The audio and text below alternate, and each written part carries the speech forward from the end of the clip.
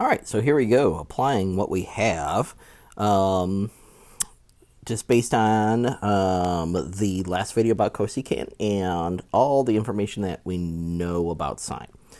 So the first thing that we're going to do is that we're going to start picking this thing apart, and it works the exact same way as sine. So what I'm going to do is that I'm going to actually graph a kind of a ghost of sine first, and then I'm going to flip it later to make it cosecant. Okay, so here we go. Amplitude is going to be the absolute value of that guy, so that's just going to give me 2.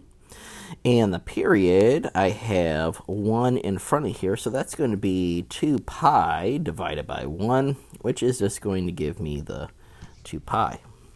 Okay, and so if I am looking to just put a sine graph on here real quick, like this. All right. So again, the amplitude is 2 going this way and 2 going this way, and so that's what we're up against.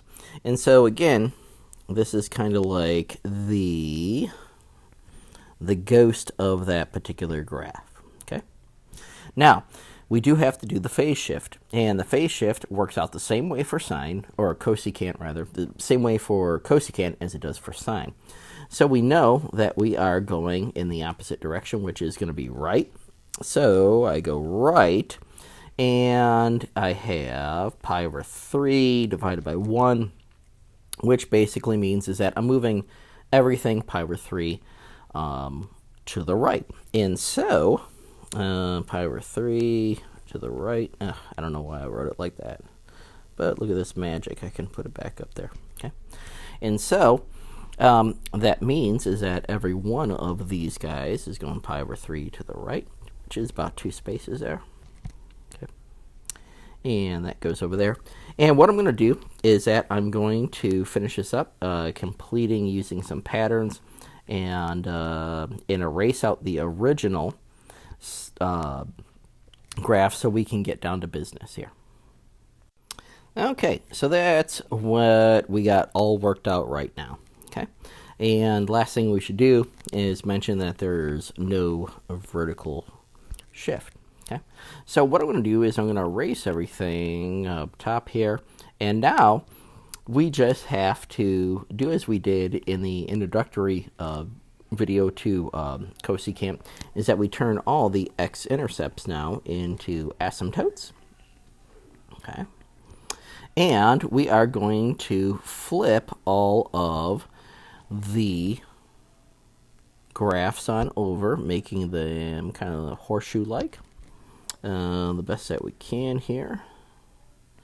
Okay, and let's see this guy going, oops, and this one's probably, I don't know if I did that one. Yeah, this is fine.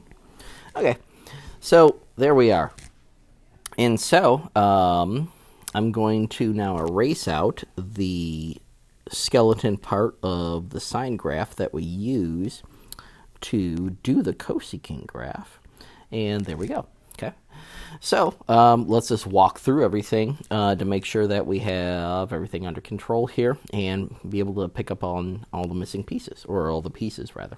So there's no x-intercepts because there's nothing going on. It doesn't touch the x-axis. Okay, the y-intercept, so we're going to plug in 0. So we got f of 0 equals 2 cosecant of 0 minus pi over 3. So I got 2 cosecant of a negative pi over 3. Okay, and so just using our knowledge of, and I'm just going to do the work right here, of what we got going on for this business of the unit circle, is that we know that a negative pi over 3 is going to be right here. Okay, and so if you look at that from the sine perspective, okay, is that the sine of pi over 3 is going to be 1/2, or I'm sorry, root 3 over 2. So let's put all these pieces together like we practiced, okay? Is that I would have 2 cosecant, oh, I don't need to write that, is that this negative pi over 3 is going to give me root 3 over 2 for sine, and then I flip it on over, do the reciprocal, and all that other good stuff, and that is going to give me 2 root 3 over 3, right? And so I put that right there, and it's parked in cosineville, and so it's going to be negative, and so I got 2 root 3 over 3, which is going to give me approximately, I'm going to write everything down below because I'm out of room here, and I'm kind of scribbling in space a little bit. So I got 0, comma, negative 2.309, okay? And that's what that guy comes out to when you put it in a calculator. All right, the domain. The domain, it looks like, and I'm going to get rid of some of this stuff here. It's kind of bugging me with all that. Those calculations, I didn't leave myself enough room here. Okay, and so the domain, it looks like our first break in the domain is going to be pi over 3. So we're going to do all real numbers, okay, except x equals, and then we got pi over 3, and then the distance in between each one of those. And so the distance in between pi over 3 and 4 pi over 3 is just going to be pi. And we can show that by going 4 pi over 3 minus pi over 3. That's going to give me 3 pi over 3, which is just pi. So we're going to go plus pi n, where n is an integer, okay?